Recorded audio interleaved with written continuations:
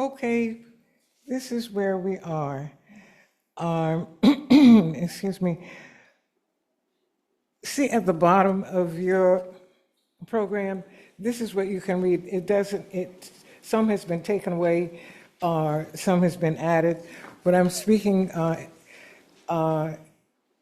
from what I know and for what I think is important too.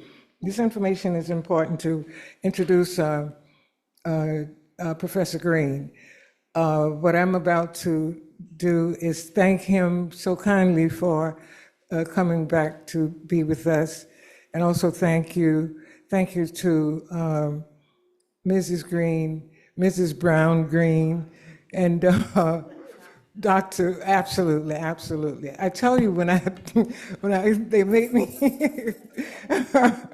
it's like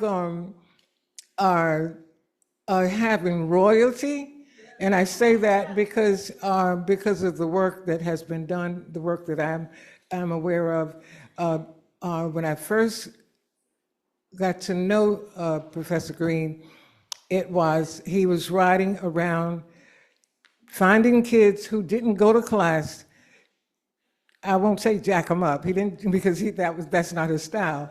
But and made sure they went to school.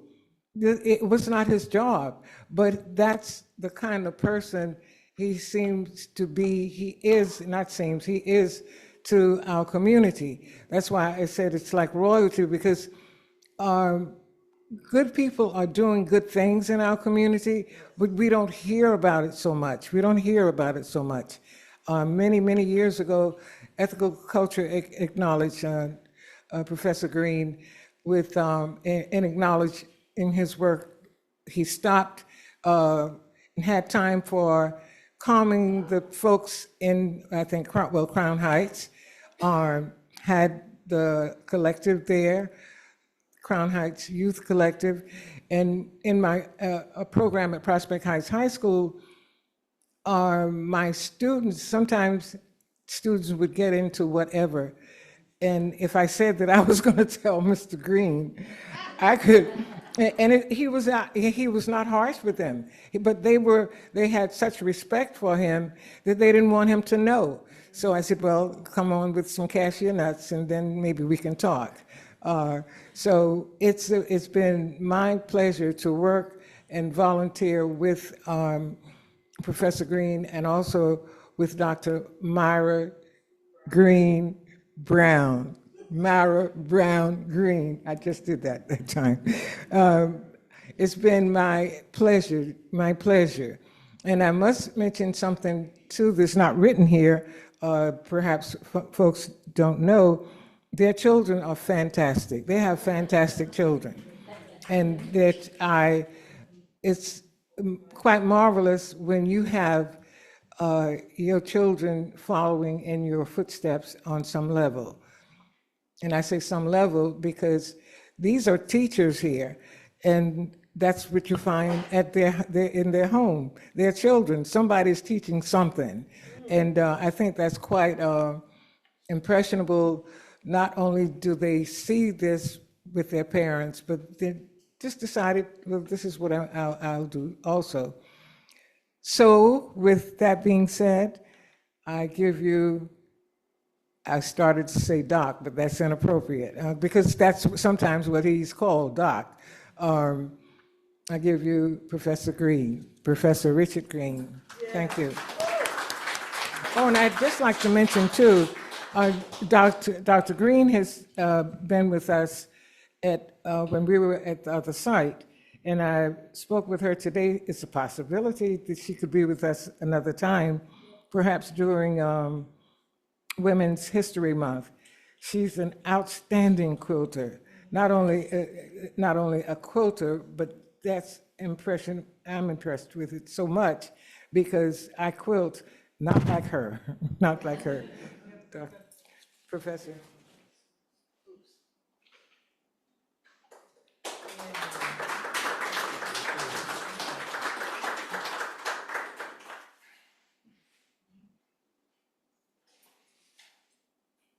Thank you kindly for that very warm and generous greeting.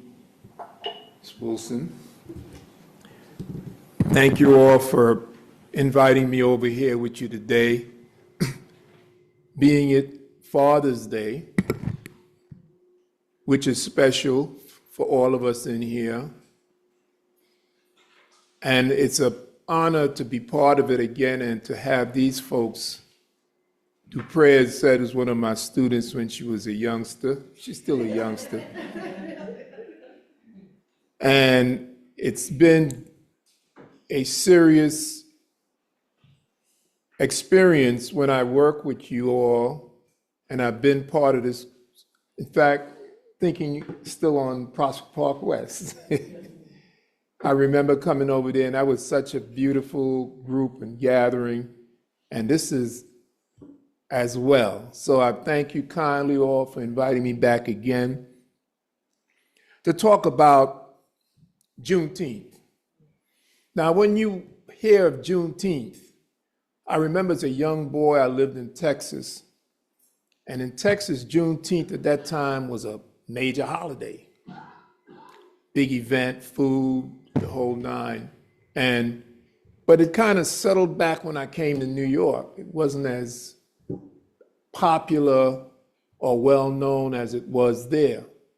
So I'm glad when President Biden made the historical move in making this a holiday, where the young people will be off of school that day, and we are doing programs like this very special program here today. And I'm just glad to be part of it. And when we call her Dupre, when Dupre called and asked me to do it, I thought about it. I said, well, okay. And then she called me back and, gave me her rules and told me to maintain the 5 B's rule. Be brief, baby, be brief. So I'm going to follow her rules and do just so. But I want to talk about Juneteenth for a minute. As you all know, we're in a very historical place here in this borough of Brooklyn. A lot of good things happen here over the course of time. Right up the street, you've had events going on. And I brought this piece here that Tubman, everybody heard that lady? This was the most recent photograph I think the New York Times found somewhere and published. Harriet Tubman, right down the street from here. When we go to the area of the mall right there in that area, these were places that Tubman and her counterparts was part of. And Brooklyn had such an honorable place in this history. So I'm glad to see this happening more and more each year. The ironic thing, last year, our precinct where we live, the commanding officer closed off the back parking lot and set up a program and invited me over to keynote for his cops. For all of his young cops were part of that program. They brought their families, and we had a major event that day at the 71 precinct. So it's catching on. And of course, teaching at Medgar Evers College for many years, we made our students a part of that. In some shape or form, they gave us a part to play in it. So I want to just talk a few minutes to you. And I'm not going to read all these books, but when you get to be my age, you keep good notes and tell the truth. So you don't have to remember much, right? This piece I did for when Marty was the borough president. He asked me to do something on the Underground Railroad. So I did a study, and then he said, well, just not do it in Brooklyn, let's do some other places. But I put together this Underground Railroad sort of booklet, and for many years it sat when you went to Borough Hall, there was a stack of them there you could always pick up on. But now since new administrations, they've did other things now. But the abolition destination came right in this very neighborhood here. The people were walking from here down to the water, walking to go to Long Island, to a place called Freeport. You have to wonder why it's called Freeport, where the boats would get there. They could boat over from there across. There's just so much wonderful stories about the way we honored each other. The people in this room, their great mothers and fathers that played a part in that whole Underground Railroad. But that's not what we're talking. We're talking about the next step after the Underground, and that was Juneteenth. And as you know, Juneteenth, you probably wonder, like I did as a youngster, why they call it Juneteenth. Is that a name? Is that a word? Then it started to come together as I grew older and studied it, that the time period when it was going on was, of course, June. And the way the vernacular of the captives or slaves would have made it Juneteenth, because it gave it a certain ring to it. What is Juneteenth all about? And as I said again, when Dupre asked me to do this, I said, whoa, I have to go back and do research now, because I hadn't had a chance to been at it, but I went back and did some research. And one of the things that I found was abolition or slavery ended in April. It ended in April. Lincoln was assassinated not long after, but it moved from there to Texas. General Granger, when he had his troops going through, they went through into Texas, and of course, Texas still had held their slaves. Many other places, not only Texas. I've been doing this research, I found there were slaves being held still in Delaware, right up the street. And it was just a major event at each time a group would now get the word out, it would break. But the most piece I loved reading was a woman hearing about it, was off her plantation in the fields of Virginia. And she said, eyes free, eyes free. Dropping her hoe, she ran about 7 miles to her old place, found her mistress, looked at her in real hard, and then shouted, eyes free. Yes, eyes free. Ain't got to work for you no more. And this was a signal across, not just there, but plenty places, that when these folks heard that this was all finished, all ended, that it would be something that the 13th Amendment, which is the amendment that allegedly freed slaves, was not really ratified in Congress until December of 1865. Meaning from April to December, there were dots of places recognizing it, but then, and even then, it wasn't always that that date was accepted. People would still be heard saying, I always love one woman said that no more marked the permanent change from slavery to freedom. Every time a bunch of Northerners would tell us we were free, be sure we could get through celebrating. Somebody would tell us to go back to work. When the Confederate surrender took place 2 months later in Texas, we know what happened there. But the war called the Civil War, I often tell my students, was more like an uncivil war, where people began to feel the energies of freedom. Talk about 4 million people out of the South, and many of them became, you heard the term, sharecroppers. They had no place to go. They had no one to go to. So what they would do would stay right there, and I was looking at the numbers. If that plantation item was 100% in terms of its earning, that sharecropper got 20%. So they were still in a vague category of slavery or enslavement, but by the law it was there. What is the cost factor?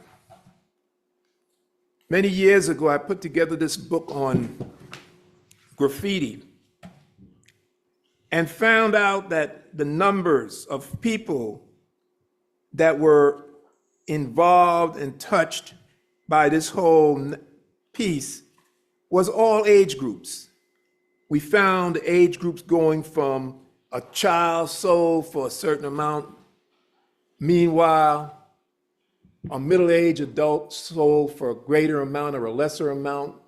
A senior sold almost given away because of the cost factor.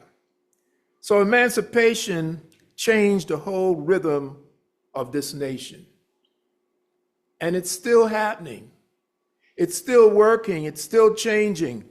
Because what would take place, the 14th Amendment, after the 15th was passed, take that back. After the 15th Amendment, the 16th Amendment gave another part to play with it. Talking about you being not only free, but in a notion there was still a level of where males were considered free, but females were not. Females did not get their real freedom until when? The 19th Amendment in the 20th century. You had many, many great movers and doers who did things to help it along, but they did not really get their freedom until that time. So today, as we talk about this notion of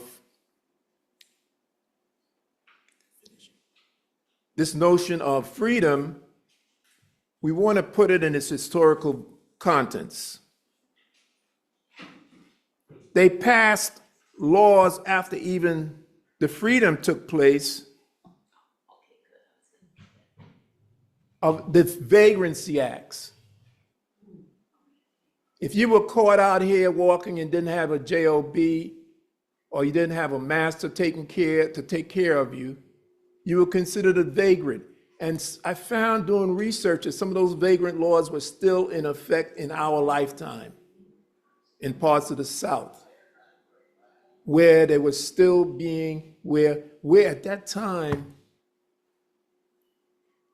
a loaf of bread stolen, 5 years. If a loaf of bread was stolen at night, it could be life. It also could even be the penalty. And it kept going and going and going and going. Even though the Supreme Court had come along and tried its best to knock out these laws and put them on hold, we talk of December 1865, even though the war was over in April, folks were still considered part of that.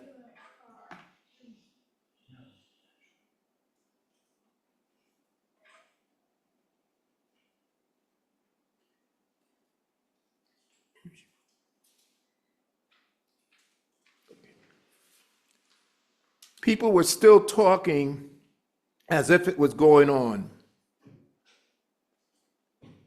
And this is over, and what about the family?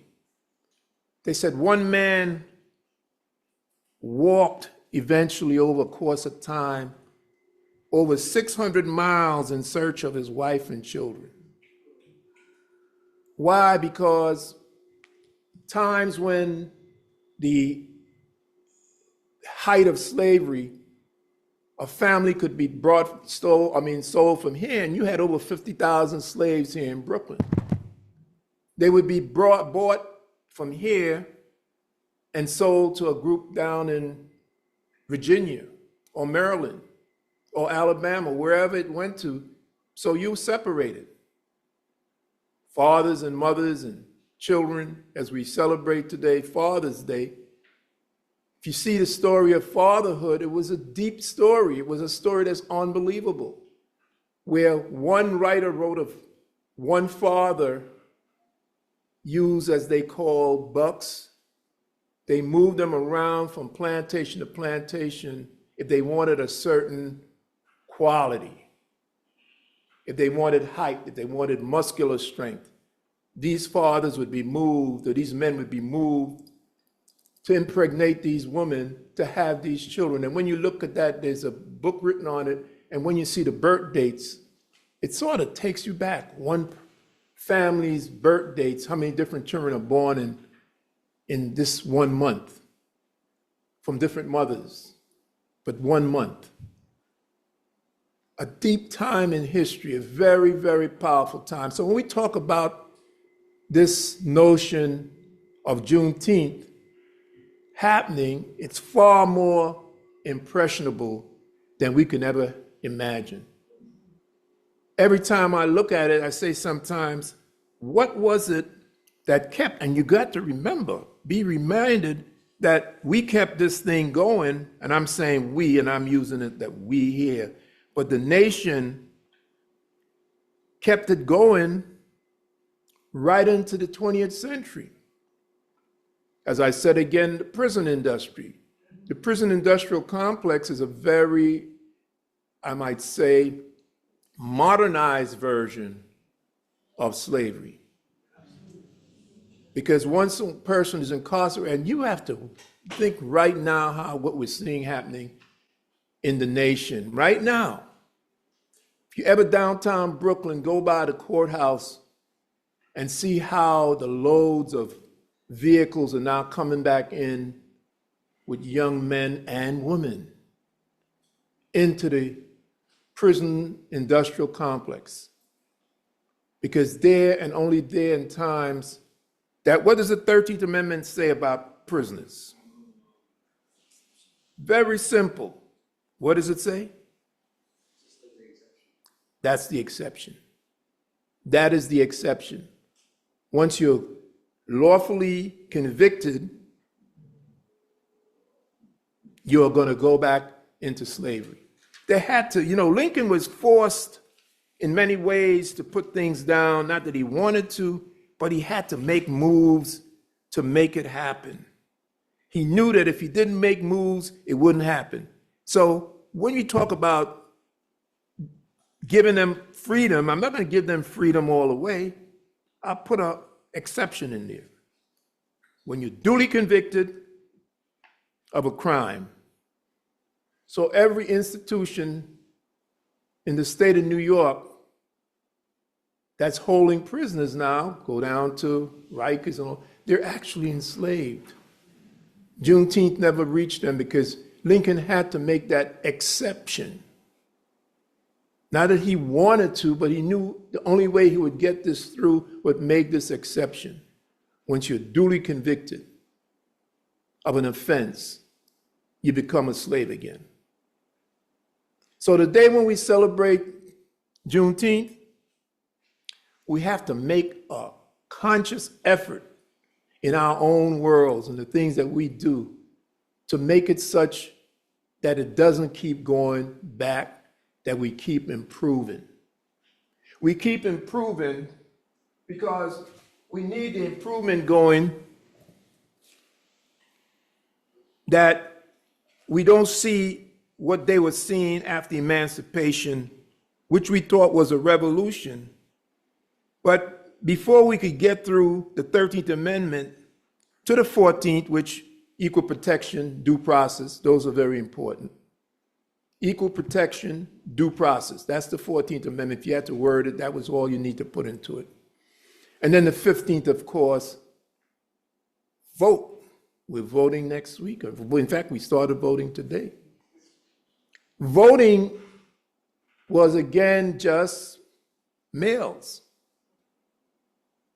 So that means all of those folks who families, mothers, grandmothers, and young ones could not touch to go to vote. And today, as we look at it, when Lincoln gave us that first part, he gave it to us called Emancipation. Remember, it didn't start with Juneteenth. It started back with Emancipation. But when you look at the word emancipate, what do you have that word? If you break that word down, I said to my students, you have in there man, mano, hand. Emancipation was handing over. It wasn't freeing. And many of the states kept, after emancipation, right up the street, could keep their slaves until 65. And then we just saw in 65, it didn't really abolish it because they could keep it till we wouldn't be talking about Juneteenth. Because if it was when it happened, it would have been back in April. But till the amendment was ratified by Congress in December of 1865, the rules and laws still kept going. So that's what we're up this morning, or this afternoon, talking about, the notion of Juneteenth. I want the little ones especially to all remember that we want to keep that going. We want to keep everything we can in our history books, studying it and sharing it. Some of the things we were shared had to be shared with me. Some of the things I'm quite sure you're going to be sharing with each other. Because only when we do that can we keep this great nation of ours as it is, great. And the nation is great because we've made it great. I'm always the first to let people know that I, as an 18-year-old, was drafted in the military and had to go to fight in Vietnam. And going to Vietnam, it was a most devastating moment in anybody's history lesson, anybody's life. But it was devastating more as I could remember because it was still a notion of, well, even though you're here to fight, even here you're there against, you're still going back home to a certain situation. You're still going back home. When you get back home, it's going to be just as hard, if not harder, for you to get a job.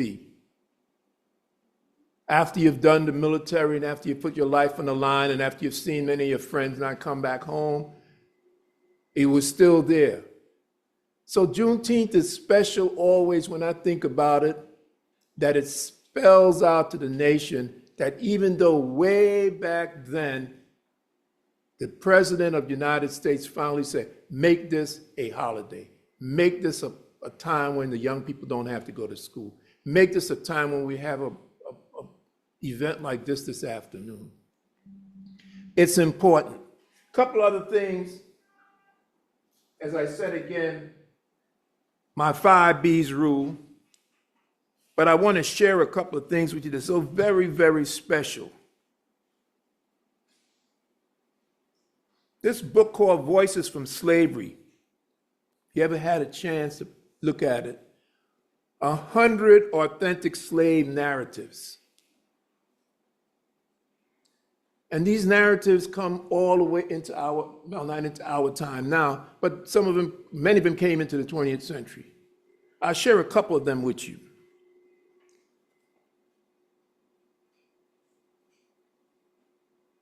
Most of the folks have themselves a regular birthday, but this old colored man just pick out any of the days during the year, one day just about as good as another.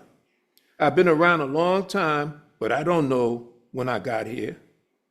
That's the truth. Nearest I figure is the year was 1850. The month don't make no difference to where, but I know that boarding was down in Talladega County, Alabama, near the county seat. Miss Abby was with my mommy that day. She was the wife of the master, John Brown. Most of the time, there was no more than 300 slaves on the plantation. The oldest one come right from Africa. My grandmother was one of them.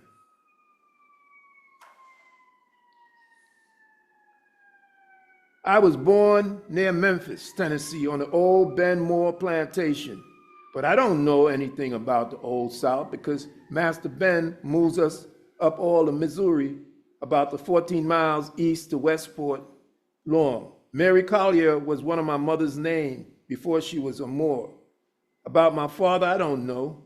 Mommy was sickly most of the time when I was a baby, and she was so thin and poorly. When they moved to Missouri, the white folks were afraid she's going to die on the way. But she fooled him, and she lived two and a half more years after that. That's what good old Master Ben tells about my older. One last one. I was born March 10th, 1843 on Dolphin Street, Mobile, Alabama. My mother's name was Charlotte Ulrich, and my father was Peter. I am the mother of 11 children, and we had over 100 grandchildren. There's so many great-grandchildren and great-great-grandchildren, we just quit counting. When it comes to them, I have 4 generations, and they give me a party three years ago, and so many of my offsprings come, there wasn't any room for half of them. And even that was not the beginning. Powerful, powerful, powerful, powerful when I started reading this old book called Voices from Slavery. Because you couldn't imagine the notion that people went through in this surrounding moment called enslavement. A couple other quick items, and then I want to take a minute to open it up for any Q&As that we may have or any statements you may want to make about it, because now more than ever we need to talk with each other about the times. As you probably, some may have seen in the news last week, that the administration just put together a sense of islands and groups that he has put into his no come in, no fly zone into the US. One of them are people that's very close to us here in Brooklyn, one country, one island. You've ever heard of Haiti? Haiti. And you know how important Haiti is? I want to make sure you all know the importance of Haiti. During that American Revolutionary War, Washington will tell you that he would have lost that war had he not been able to hold on to what we call, well, South Carolina, Charlotte, Charleston, I should say. If we were not able to hold on to Charleston, we would have lost that war. And guess who held on to Charleston? Over 5,000 Haitians came under Henri Christophe to fight here on the side of the American revolutionaries. That's a very important moment. I just can't imagine him not being told how important a part that Haiti played in this American Revolutionary War. I mean, Haiti was the second independent nation here in the Americas, or into the Western Hemisphere, after the United States. There was Haiti. And Haiti has always been there for us because it's always been a part of our own history. When we speak about freedom, when we speak about independence, we can't speak about it without bringing Haiti into conversation. How important a part they played. I always tell my students, you've heard of that great case, Plessy versus Ferguson. In the Plessy case, who was Plessy? Omar Plessy was a young man from Haiti. Came up here and was able to buy a $13 ticket to come up north on the train. And what happened? Took him off, locked him up, went to court. The Supreme Court said, okay, we'll tell you what we'll do for you. Separate but equal. Separate but equal.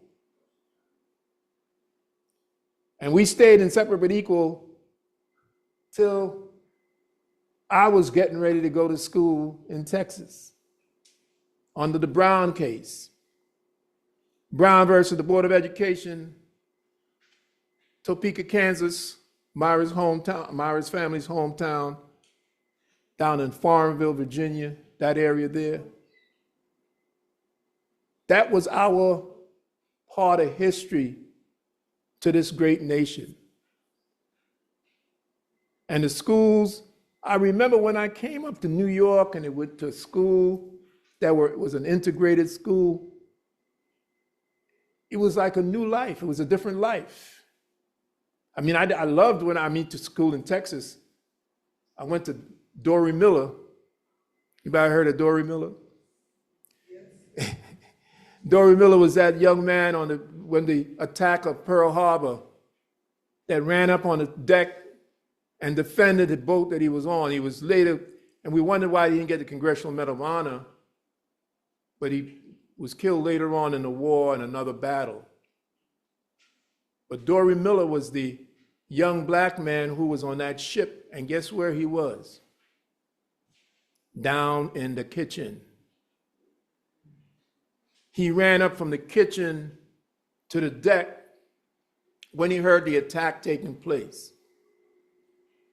So again, when we look at Juneteenth and the children here, it's so important to hear the great part we played in this great history of ours. When they gave us this opportunity, we felt, well, the black codes are gone.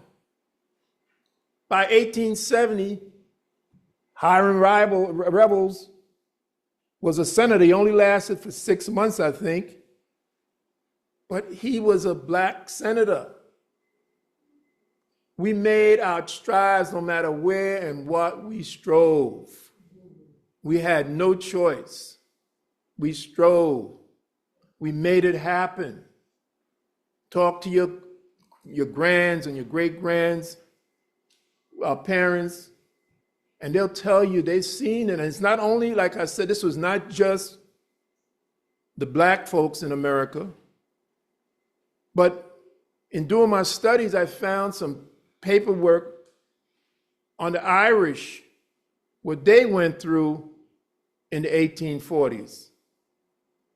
Not to mention in the 1950s, the Jews. The Jews went through serious drama right here in this great nation of ours. Italians. And I'm understanding Italians had it tough because they didn't speak the language. But they had to go through the same basic drama coming here. And like I said, when we look at the Irish emigration, the ships that they came over on, the ship would leave Ireland with 100 people, 100 bodies, and by the time it got to the US, you may have had 60 left. And they came and they gave us the kind of rhythm that it took us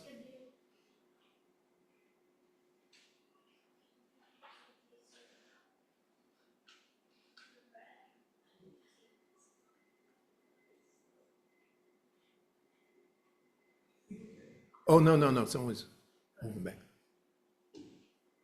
What each of those, whether it was the Irish, the Italians, the Jews, and of course, what we went through. So it's important that when we do the Juneteenth celebration, when we look at Juneteenth, don't look at it just that this was a special moment for black folks or Latinos. It was a special place for all of us because some part and some place to play was there.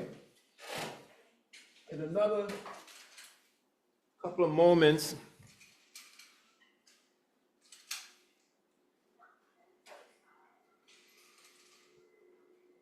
oh no, someone was doing some. Douglas Blackman wrote this book not long ago, but the thing I write to bring it up to you, a white historian, and he does such a tremendous job looking at slavery, he calls by another name. Slavery by another name. And why I bring this to you, because it's still in our midst. Juneteenth has started a movement, but there's still things in our midst that go on, and we have to make sure and let our children know when it's going on and how important it is to leave it. And lastly, one of my great colleagues I've worked with before, Creating Black Americans, Nell Urban Painter, a great female writer. She just wrote another one, and I can't remember the title right now, but a professor, and she writes very tremendous research on these events. So this afternoon, I'm so glad when Dupre asked me and the others here asked me to be part of this Juneteenth gathering. I said, you know, this is something special to me. And I'm glad that we could share it with each other. Because Juneteenth is not just for Black folks. It's for all of us in this room. We've made America great. We hear the talks about America great again. America has always been getting greater again every day. We in this room, the people here, make it great every day. These kinds of gatherings, imagine how important this is to folks in this room, but all over the nation, that we could gather together this afternoons or afternoons like this. Look at Juneteenth, but don't look at it just as a selfish celebration for one group, but for everybody in this room. We celebrate each other. We know how important just where we live in Brooklyn is. As I said, when you go down Hanson Place again, you talk about John Hanson. And I always tell my students, you know, John Hanson, where the bank is, the bank tower, John Hanson was a Black man. And John Hanson was one of the first of the elected presidents under the Articles of Confederation. And I said again, right up the street on Oxford was where Tubman would stay when she come this way. Downtown Brooklyn, all in that area right there, you had so much history going. Banjo Alley, you might have heard of Banjo Alley. All of these places are here right in our midst in Brooklyn. Let our children know, let our school teach it. Make it be known this is not information that we need to hide or we need to keep from each other. We need to share it. So with that in mind, I thank Dupre for asking me to come here and share a little bit with you this afternoon. And we made friends. If you see me walking up the street, you can recognize me. People say a Marine with locks, a former Marine with locks. You could recognize me a little bit. Come up and speak. I'm going to speak to you if I see you. And I go, oh yeah, I know where I met you at the Ethical Society. I remember you. Make friends to keep them. We're all there in this, I might say, I won't even call it a struggle, in this travel together. I see Connie back there, one of the folks from out of the neighborhood. I would like to just keep you all on my radar. And I want to keep on your radar. I want to know more about you and see the things you're doing. I heard folks speaking about going to the demonstrations yesterday, and I was glad to hear that. I was part of 100,000 military men that went to Washington. You all probably heard of that demonstration in 1970. 100,000 Vietnam veterans. We marched on Washington at the inauguration. And you could see they kept us a distance, but you could see up the road, the inaugural parade going, and 100,000 Vietnam veterans there telling the next president, please look at how we could end this war. It's been going too long, and we want to make it a peaceful time for your administration. So again, it's a special moment. Let's share it with each other. Call your friends up and says, yo, it's Juneteenth this week. Maybe do something with your child, take them down to the library, your grandchild, take them someplace and share with them some of this information. And those people back at that time that made this day happen are going to be so appreciative. I mean, they're not here with us now, but their ancestors are here, or their grandcestors, the ones who have come forward and make it happen. So again, thank you to Prey and the members of this great administration here for inviting me over, and the great music that was,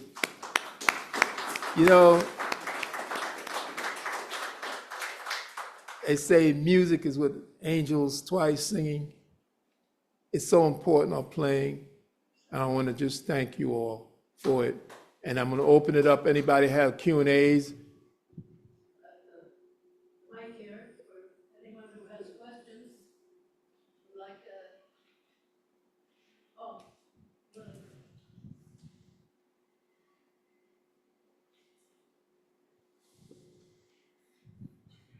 Well, Richard, I just have to speak for the neighborhood that you were just referring to, and let you know how we're all so sad still that you are not doing all your music in McNair Park.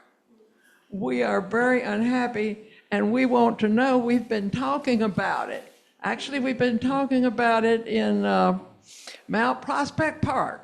We want to know how we can get that music back again in McNair Park, because we miss it every Thursday night in the summertime. Great question. The person who could answer that question better than I can, his name is Eric Adams. And not saying I've known Eric since he was a young sergeant in the police department. But he can answer that question better than I can, because they're the folks who make the final decisions on these kinds of things happening. And if we only can do it once during the summer or twice during the summer, I would put all my energy in. It takes a lot of energy, it takes a lot of resources to make that happen. Everyone might know the music, we call it Jazz in the Triangle. It's right across from the Brooklyn Museum in that little triangle park. And if we could make it happen, I will, like I said, I'm not gonna be able to probably do 7 concerts like we did in the past, but at least get 1 or 2 going. I'll make all the efforts I can.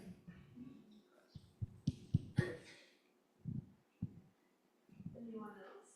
And also anyone at home on the screen here that has questions? We can hear you and Yeah, I know, because yeah. Well, here. Anyone on the screen that has questions on the Zoom? Hi. I just want to give a little shout out and introduction to a longtime friend, Barry Kornhauser, whom you know is the praise and inveterate accompanist. But I wonder how many people also know that Barry Kornhauser was and is the music editor of the AU songbook. And I think we all owe him a debt of gratitude for that.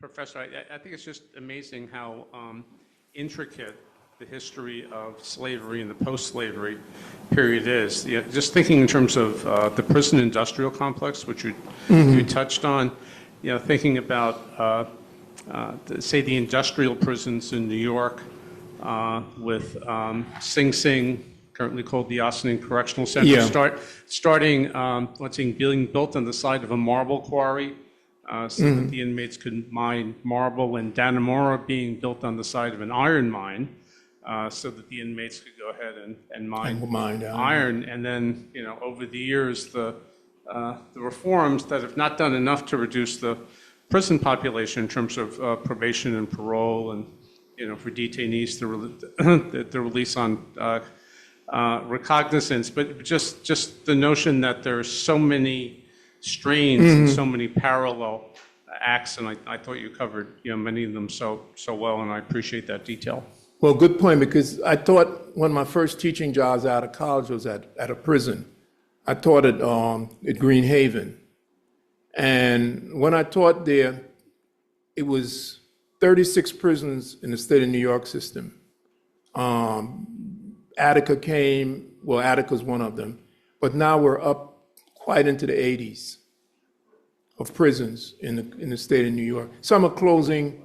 The one in Staten Island closed recently, but there's still a large number of prisons. And good point you're making. I think the prison industrial complex is so much a part of the complex economy, where you mentioned Dannemora. What they do at Dannemora was an auto factory close by there. A lot of things that happens in our daily lives come out of the prison industrial complex. And I pray every day that I hear a new one closing, because the closing of the prisons mean that they're talking about Rikers Island now, being able to diminish Rikers Island. And I noticed they tore down Atlantic Ave, but they're putting up a new one.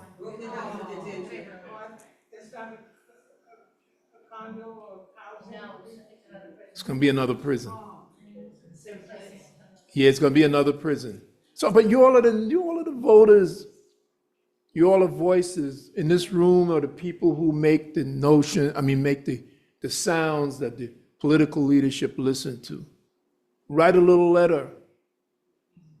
Write a note. I'm going to have my students, I have to speak at a graduation this coming week. And I'm going to ask my students from Haiti, I have a number of students there, it says, write a little letter, a 60-something cent stamp, and write a letter asking them to not have Haiti. Haiti played such a key role. The American Revolutionary War was fought in South Carolina. Haiti, the Haitian soldiers there, those 5,000 soldiers were there, held the South, else because Washington said he couldn't hold the North and hold the South. And the young soldiers from Haiti held on to South Carolina, held on to the South, that kept the Revolutionary War from being by the other side. So again, everyone in here has a part to play, and please play your part.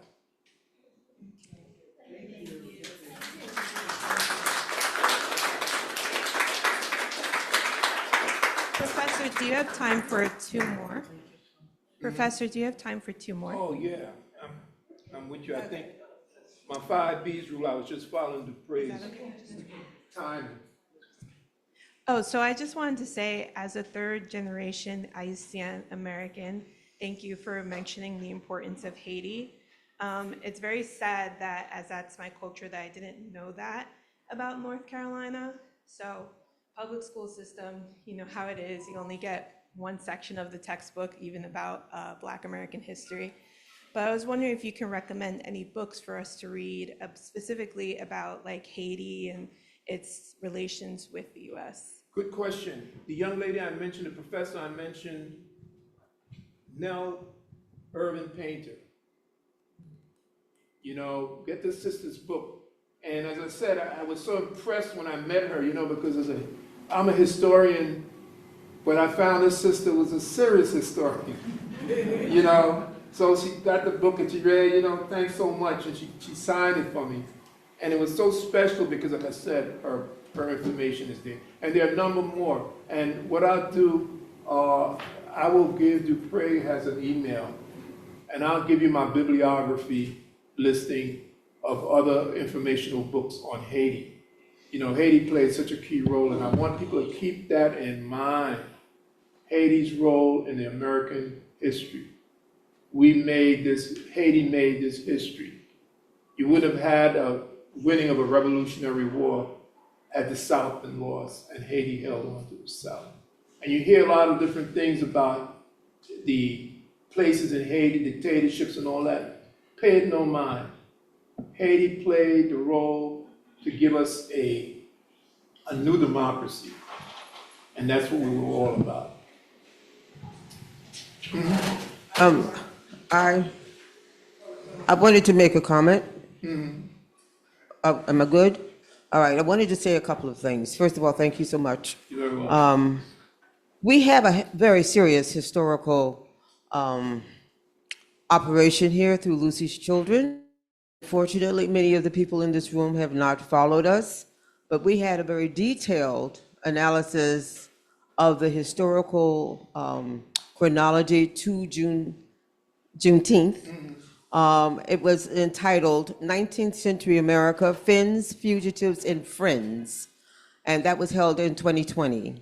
As a result of the research, I sent my research material to the governor, and 2 days after it was received, and I'm not saying that this was the only thing that was happening, but Cuomo named that New York State was now going to recognize Juneteenth. Good. And following that, very shortly, was President Biden, and then thereafter the Congress.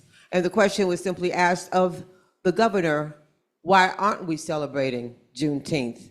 And that was the response. And I just didn't want that to get swept under the rug, because we tend to do that, you know, with regard to our efforts. I also wanted to indicate that there are a number of things that we don't have straight. We will never get the Vietnam War straight because we haven't even gotten the Revolutionary War straight.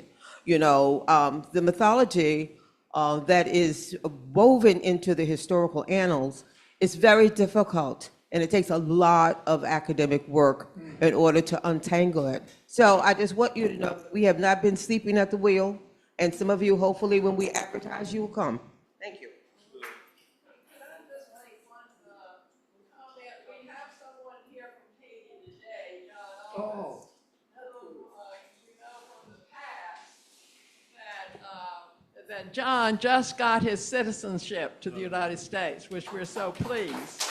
And your request for people to write letters is very, very important, because John has applied to bring his mother from Haiti to the United States. And because of the president's, that is going to be very difficult. He has very good help through Catholic Charities, and he's already paid the money for her to come, you know, the application and everything. But until those letters come out from all over the country, I'm afraid of, you know, so thank you very much for making that. And this is John's birthday this week, so we are celebrating that today too. So. Well, I think we can make it happen. I think Haiti is going to be a good example. There's other countries involved there. I think Somalia is on the list. There's a list of them. You could go in pages and you can see the list of the countries. And just like you rescinded the other day, something he had passed with the companies, if I remember that, and he rescinded it. And it's rescinded right now permanently, as far as we're concerned. I think we could talk and probably write enough letters to have the peace on Haiti. I'm quite sure if he has the history of Haiti, we won't have to go no further. Haiti's a second independent nation on this side of the world, and it gave the example to all these other nations to go and look at it. Thank you. Thank you very much.